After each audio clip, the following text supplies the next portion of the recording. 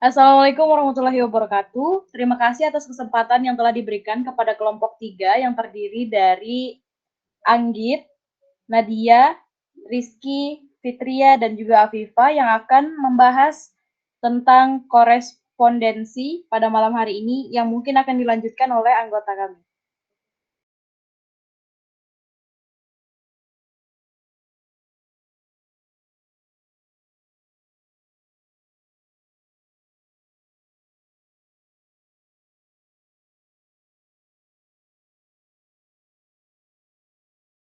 Pengertian korespondensi diambil dari bahasa Inggris correspondence yang berarti dengan yang lain, dan responder berarti menjawab.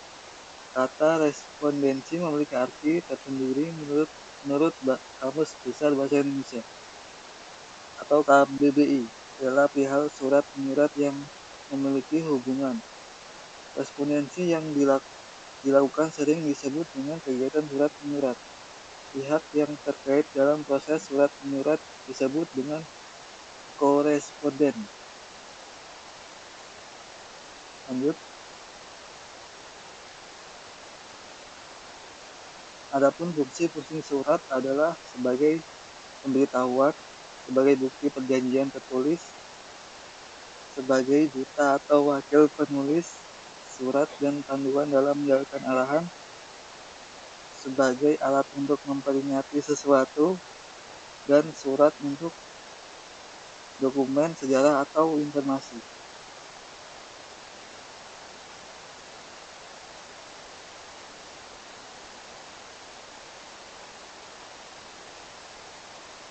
Adapun ciri-ciri surat biasanya bersifat informasi atau persuasi, memiliki bagian standar, memiliki satu pesan inti, gaya bahasa yang formal. Lanjut.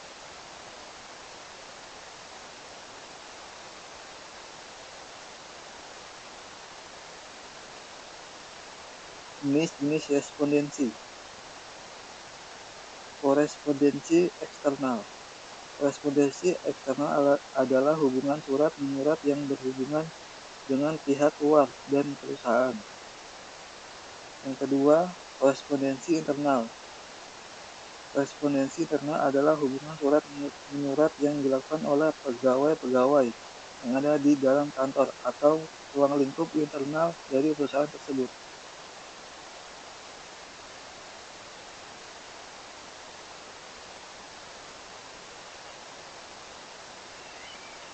Unsur-unsur pembuatan surat korespondensi. Pengirim surat. Ini menjadi unsur penting karena surat harus mengetahui siapa pengirimnya untuk memudahkan dalam mengidentifikasi asal surat tersebut. 2. Pengirim surat. Unsur surat ini juga menjadi unsur pokok karena tidak mungkin surat dibuat tanpa mengetahui untuk siapa surat tersebut dibuat. Si pesan. Unsur ini juga menjadi unsur pokok karena pesan tidak dapat disampaikan bila tidak memiliki isi pesan di dalamnya. Terakhir, saluran. Saluran yang dimaksud adalah media penyaluran atau penyampaian yang dijadikan sebagai proses pendistribusian dari surat tersebut.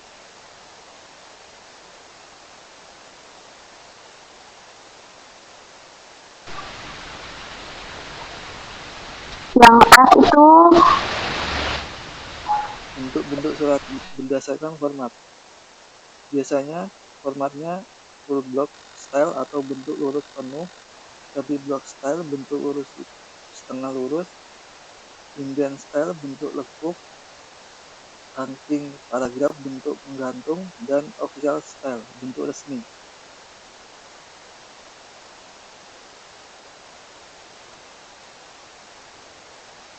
full block style atau bentuk lurus penuh. Bentuk surat seperti ini merupakan struktur yang paling sering dipakai. Dalam prakteknya, penyusunan surat ini dimulai pada bagian kiri hingga semua komponen yang ada di dalam surat. Ukuran bentuk surat full block style biasanya margin kanan 80 garis dan kiri 20, atau bisa juga margin kanan 75 pika dan kiri 15. Selanjutnya dibacakan oleh Fitria.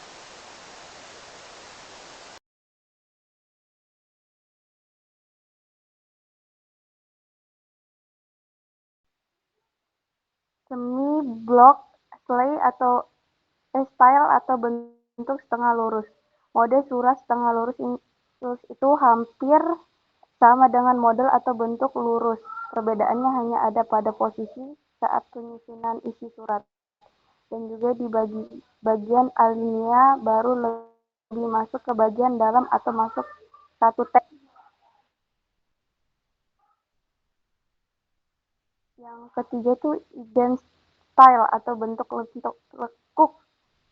Bentuk surat jenis ident style juga hampir sama dengan block style. Cuma dalam penyusunan ident style ini pada penempatan alamat tujuan itu diawali dari sebelah kiri. Untuk susunan yang kedua masuk 5 spasi dari awal baris, sedangkan untuk baris berikutnya masuk lagi 5 spasi dari baris kedua. Demikian seterusnya. Dan untuk isi suratnya disusun dengan cara diketik dari sebelah kiri dan setiap awalan alinea disertai 5 spasi.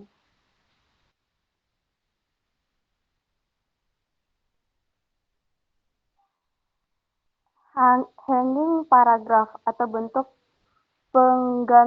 menggantung. Bentuk surat ident style sangat mirip dengan block style. Surat jenis ini bentuknya agak sedikit menggantung pada sisi. Pengetikan awal alinea dan alamat diawali pada sisi kiri. Untuk baris alinea berikutnya juga sedikit lebih masuk ke dalam.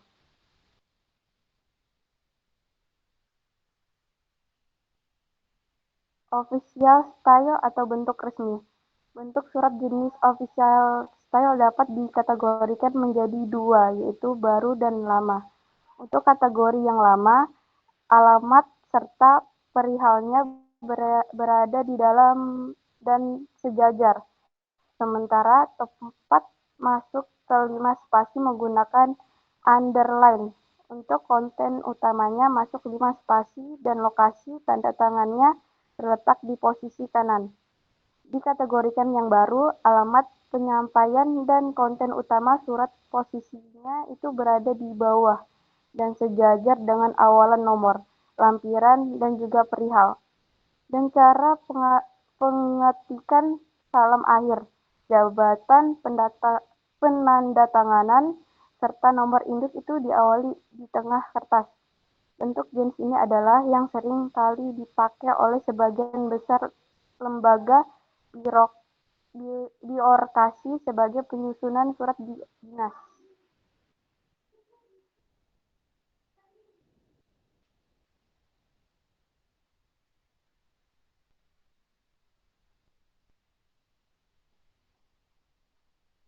Selanjutnya G. Bagian dan fungsi surat. Itu ada di A. Kepala surat, B. Nomor surat, C. Tanggal surat, D. Sifat surat, E. Lampiran, F. Hal atau perihal, G. Alamat surat, H. Salam pembuka, tubuh surat, pembuka, isi dan penutup surat, I. Salam penutup, K. Tanda tangan, nama, dan jabatan penulis, I. Tebusan, M. Inisial.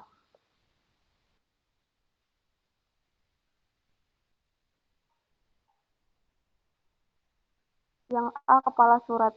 Kepala surat lebih dikenal dengan istilah kop surat, ialah bagian surat paling atas atau berfungsi untuk memudahkan penerima surat untuk mengetahui nama dan alamat kantor instansi atau organisasi yang mengirim surat. Kepala surat ini juga berfungsi untuk menunjukkan keresmian sebagai surat. Kepala surat resmi biasanya terdiri atas nama kantor, organisasi atau instansi, alamat, nomor kontak pos, nomor kode pos, nomor telepon, nomor telex, lembaga, instansi atau organisasi. Selanjutnya dibacakan oleh Afifah. B. Nomor surat. Nomor surat berfungsi untuk memudahkan instansi dalam melakukan pengarsipan atau menyimpan data saat surat dikeluarkan.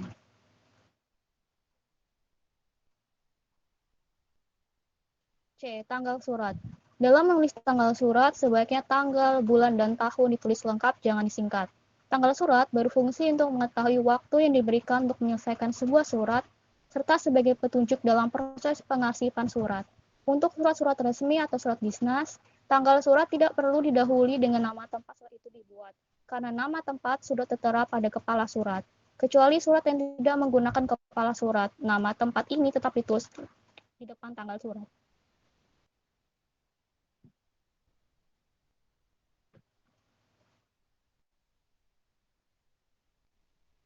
D. Sifat surat. Sifat surat ini biasanya hanya digunakan untuk surat menyurat di kalangan militer. Sementara itu, surat menyurat di kalangan sipil, sifat surat jarang sekali digunakan.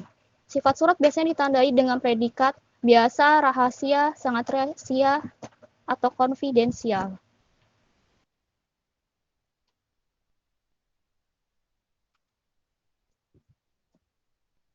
E. Lampiran. Lampiran surat adalah bagian surat yang berguna untuk menunjukkan adanya sesuatu yang disertakan bersama surat. Jika sebuah surat tidak ada lampirannya, maka setelah nomor surat tidak perlu dituliskan lampiran, karena memang surat tersebut tidak melampirkan sesuatu.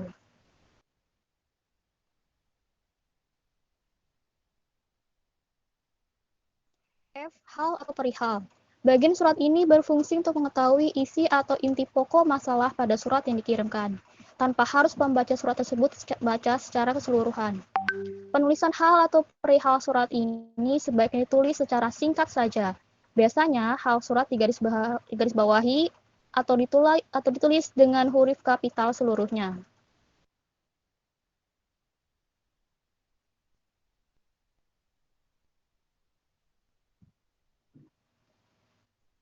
G. Alamat surat. Alamat surat dapat berfungsi sebagai pertama, alat petunjuk langsung bagi penerima surat. Yang kedua, petunjuk arsiparis dalam menyimpan surat. Yang ketiga, mempermudah petugas pos. Dan yang keempat, sebagai alamat luar jika menggunakan sampul berjendela. Selanjutnya akan dibacakan oleh Tiara.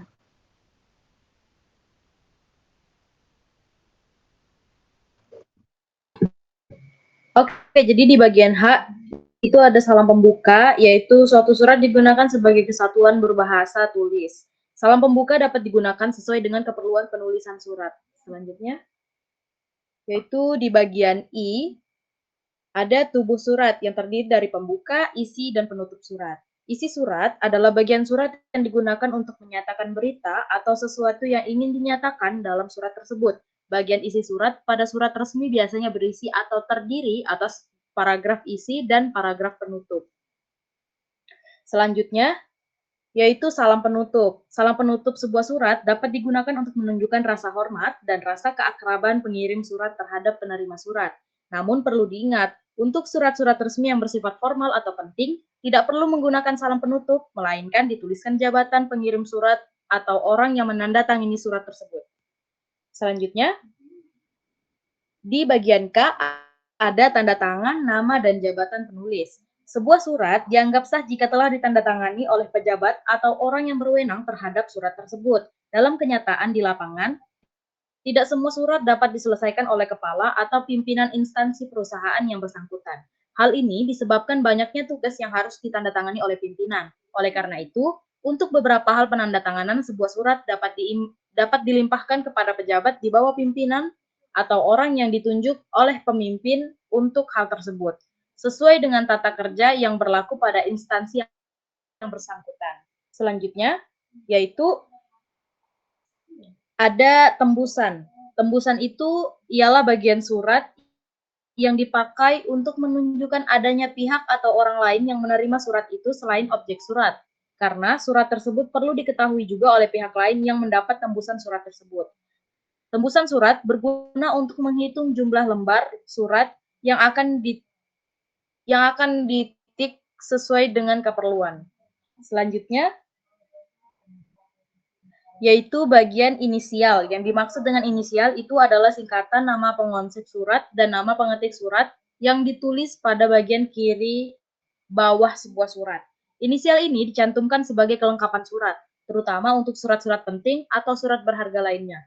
Hal ini mengandung maksud apabila suatu saat terdapat kekeliruan mengenai surat tersebut, penandatanganan surat dapat memanggil kedua petugas itu untuk ikut mempertanggungjawabkan surat yang dimaksud. Dengan demikian, inisial ini hanya berguna bagi pengirim surat sehingga tidak ada artinya bagi penerima surat. Oleh karena itu, sebaiknya inisial surat hanya ditulis pada arsip surat. Contohnya, seperti yang ada di layar, contoh DS-BU artinya surat tersebut dikonsep oleh Didin Sahidin oleh Budi Utomo. Selanjutnya akan dilanjutkan oleh rekan saya.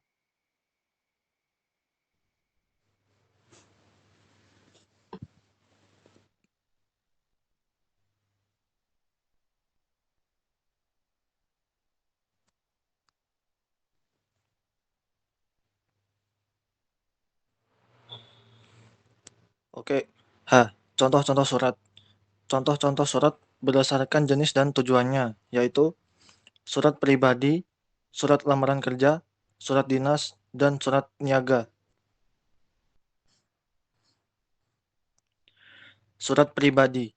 Surat pribadi merupakan surat yang digunakan untuk beragam keperluan pribadi.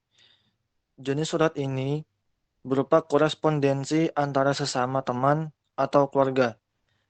Ciri-ciri dari bentuk surat pribadi yaitu surat ini tidak dilengkapi atau menggunakan kop, tidak menggunakan nomor surat, adanya banyak variasi di salam pembuka dan penutup surat. Biasanya menggunakan gaya bahasa yang bebas, sesuai keinginan penulis. Format dalam bentuk surat pribadi cenderung bebas. Surat lamaran kerja. Surat lamaran kerja merupakan surat yang dibuat dan dikirimkan oleh seseorang yang ingin melamar kerja di sebuah perusahaan, kantor, ataupun instansi dengan kriteria-kriteria tertentu.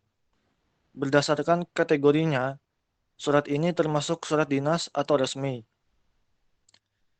Ciri-ciri surat lamaran kerja: memiliki tempat dan tanggal pembuatan surat lamaran, memiliki nama penerima, nama industri, dan alat yang akan dituju, memiliki salam pembuka dan penutup, memiliki identitas pelamar dan tujuan, memiliki lampiran dan perihal, keduanya tidak ditulis singkat, memiliki salam penutup, dan memiliki tanda tangan serta nama terang pelamar itu sendiri.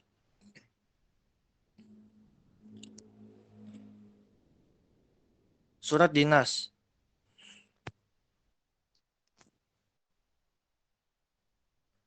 Surat dinas merupakan surat resmi yang berisi hal-hal yang berhubungan dengan kedinasan dari lembaga atau instansi tertentu.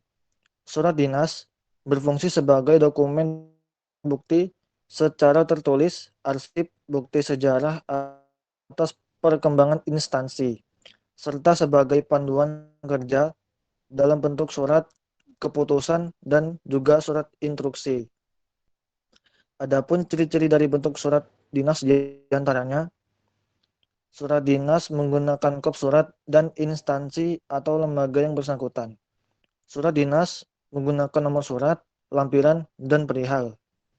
Surat dinas menggunakan salam pembuka serta penutup secara baku. Surat dinas menggunakan bahasa baku atau ragam resmi. Surat dinas menggunakan cap atau stempel instansi atau kantor pembuat surat. Menggunakan format surat tertentu. Surat niaga. Surat niaga merupakan surat yang digunakan untuk badan yang menjalankan kegiatan usaha niaga, perdagangan, seperti industri dan usaha jasa. Manfaat surat niaga sangat penting dalam membangun hubungan dengan pihak luar.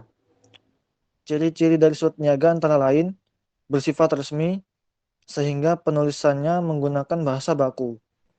Merupakan jenis surat yang berkaitan dengan bisnis atau perdagangan.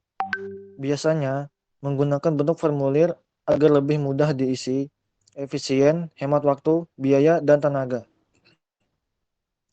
Menggunakan diksi yang bersifat persuasif agar dapat menarik perhatian. Ditulis untuk menyampaikan maksud dan tujuan pembuat surat dengan jelas dan mudah dimengerti. Jika menggunakan surat transaksi dan memiliki nominal besar, surat akan disertai material. Dapat bertindak atas nama instansi maupun pribadi dan dapat dilimpahkan kepada orang lain.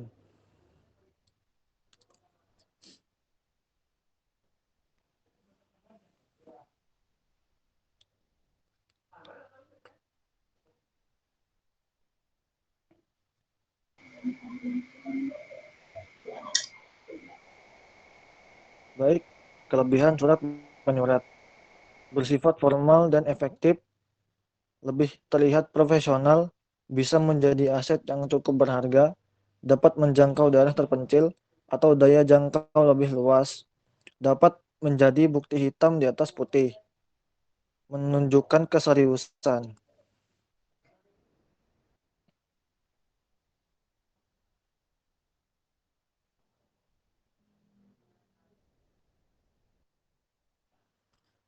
Dan yang terakhir yaitu kekurangan surat menyurat.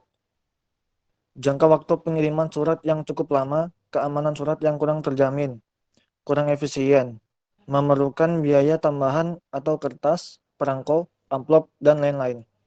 Jangka waktu pengiriman surat yang cukup lama, keamanan surat yang kurang terjamin, kemungkinan surat yang tidak dikirim, pemborosan kertas karena jika salah sedikit harus diganti dengan yang baru. Baiklah, itulah hasil presentasi dan hasil diskusi dari kelompok 3. Apabila ada salah kata, mohon dimaafkan. Wabillahi taufiq wal hidayah. Assalamualaikum warahmatullahi wabarakatuh.